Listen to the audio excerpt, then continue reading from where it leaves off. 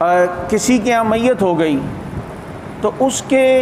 پڑوسیوں کو چاہیے کہ وہ اس کے ساتھ کھانے پینے کا تعاون کریں 3 دن تک، کیونکہ وہ غم میں ہیں، ان کے ساتھ تعاون کریں، ان کے ساتھ جو ہے وہ پڑوسی ان کے کھانے کا خیال رکھیں۔ لیکن جو قریب کے رشتہ دار ہیں نا، ان کو چاہیے کہ وہ عزت اور شرافت سے وہاں سے کھسک جائیں کھانے کے ٹائم اور جا کے اپنے گھر پہ جا کے کھانا کھائیں۔ وہ بھی بیٹھے ہوتے ہیں، ابھی دیگ آئے گی بھائی، پتہ ہے نا ہم بھی تو رشتہ دار ہیں بھائی میت کے۔ اگر رہتا تو 2 گلیاں چھوڑ کے اور تو خود بھی گھر پہ پکا سکتا ہے، تیری بیگم بھی دور کی ان کی رشتہ دار ہے، اس پہ بھی کوئی اتنا غم نہیں ہے، تو یہ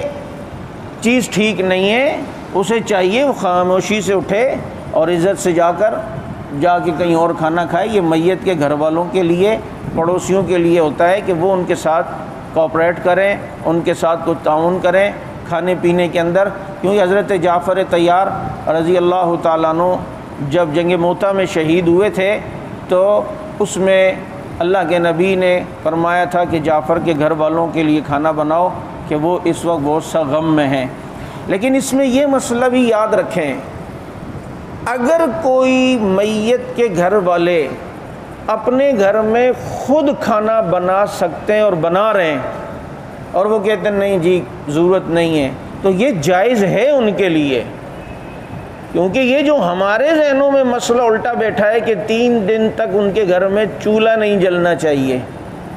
تو چولہا جلنا نہیں چاہیے سے مراد یہ کہ پڑوسیوں کو ایک ترغیب ہے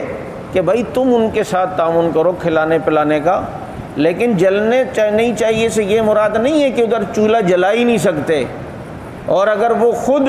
ہوش میں ہیں اور خود پکانا چاہیں تو وہ پکا ہی نہیں سکتے، ایسی بات نہیں ہے۔ اپنے اگر وہ خود بنانا چاہیں تو وہ خود بھی کھانا بنا سکتے ہیں، لیکن پڑوسیوں کو چاہیے کہ وہ ان کے ساتھ تعاون کریں اور ان کے ساتھ کھانے پینے کے ساتھ جو ہے وہ تعاون کریں۔ اور جو دور سے کوئی رشتہ دار آئے ہوئے ہوں تو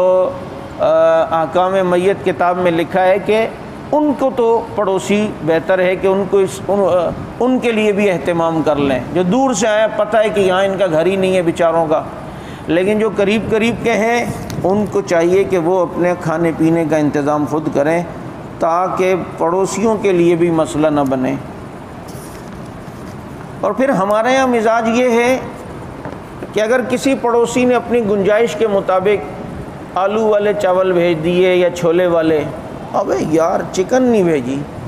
یہ پڑوسی جو آئے ہوئے ہوتے ہیں چمچے کھانے کے لیے، تو وہ میت کے کھانے میں بھی جو ہے نا وہ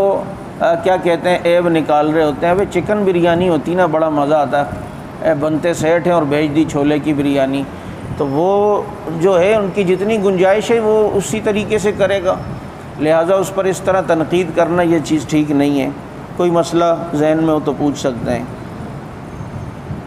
وہ اذان والی بات میں نے پوچھی تھی، انہوں نے کہا تھا دور پڑے کی روایت ہے کہ ایک دفعہ اللہ کا رسول سے اللہ اکبر کہتے ہوئے سنا اور ایک دفعہ لا الہ الا اللہ پڑھ لو، ہم نے اس سے اذان وہ کر دی۔ سبحان اللہ،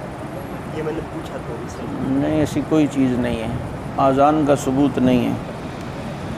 قبر کے اوپر۔ سبحانک اللہم و بحمدک نشہد ان لا الہ الا اللہ نستغفرک و نتوب الیک۔ اللہم صل